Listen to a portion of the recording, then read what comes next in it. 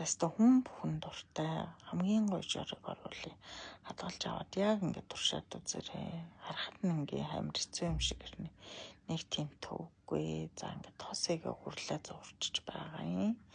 За тэгэнгүүтээ гурлаа амарч авах зуураа хүрээм хасаахан хэрчээд нэг жижиг биш том хэрчээд тэгээд төмс хийгээд өгнө. За тэгээд помидор хийж өгөөд за тэгээд давс перц амтлагаараа паприка өрөө ингээд яаж амтламаар энэ тэр өрөө амтлаад за гурлаа ингээд илдээд өгнө.